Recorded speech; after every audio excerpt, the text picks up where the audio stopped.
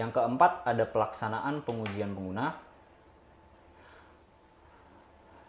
Langkah untuk melaksanakan sesi pengujian pengguna yang efektif, yang pertama, persiapan sebelum sesi pengujian. Jadi persiapan ini perlu dilakukan oleh para desainer pada saat sebelum pengujian desain itu dilakukan. Yang kedua, penerimaan peserta pengujian. Jadi teman-teman ini menyortir atau memilih para peserta-peserta yang ingin menguji desain kita.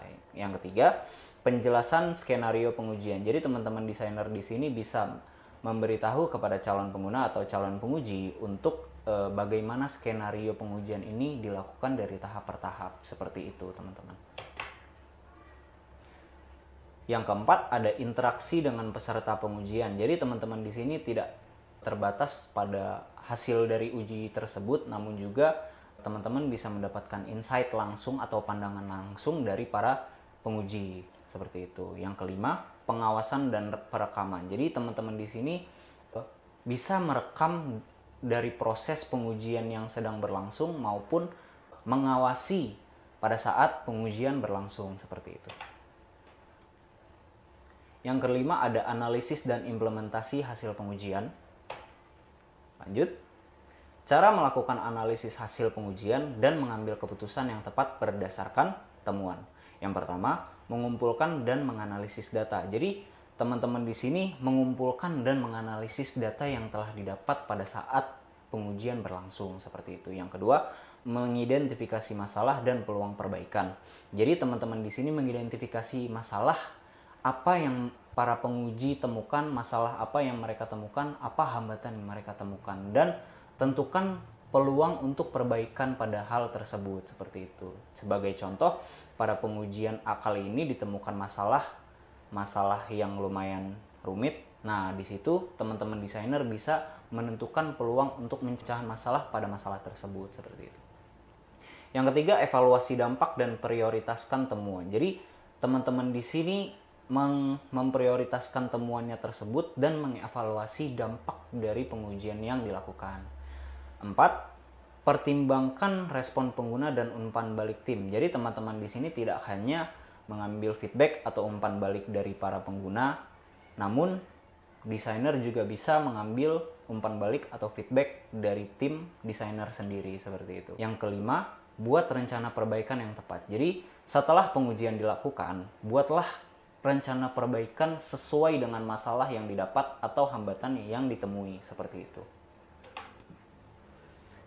Beberapa cara untuk melakukan integrasi. Yang pertama, evaluasi temuan pengujian pengguna. Yang kedua, prioritaskan perbaikan dan peningkatan. Yang ketiga, buat rencana perbaikan yang tepat.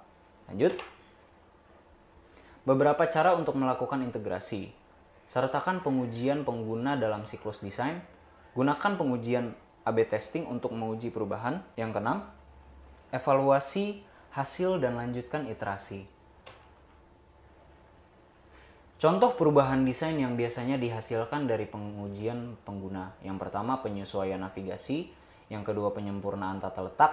Yang ketiga, peningkatan keterbacaan dan keterlihatan. Yang keempat, penyederhanaan proses. Jadi, untuk penyesuaian navigasi ini, teman-teman bisa menyesuaikan bagaimana pengguna ini menggunakan sebuah desain pada navigasi tersebut. Apakah navigasi yang disediakan oleh desainer itu dapat berfungsi dengan benar. Selanjutnya, contoh perubahan desain yang biasanya dihasilkan dari hasil pengujian pengguna. Yang pertama, penyesuaian navigasi, yaitu perubahan mungkin seperti button atau mungkin navbar atau mungkin tabbar, seperti itu. Yang kedua, penyempurnaan tata letak, yakni teman-teman desainer ini bisa menyempurnakan tata letak dari sebuah informasi. Mungkin yang pertama ini ada heading, yang kedua ada heading, yang pertama ada judul, yang kedua ada isi, seperti itu teman-teman. Yang ketiga, peningkatan keterbacaan dan keterlihatan. Jadi teman-teman di sini bisa meningkatkan keterbacaan dengan cara seperti gunakan teks dan background yang nanya kontras, seperti itu teman-teman.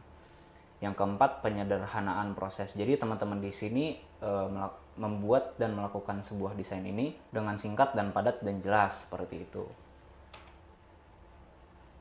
Contoh perubahan desain yang biasanya dihasilkan dari hasil pengujian pengguna yang selanjutnya.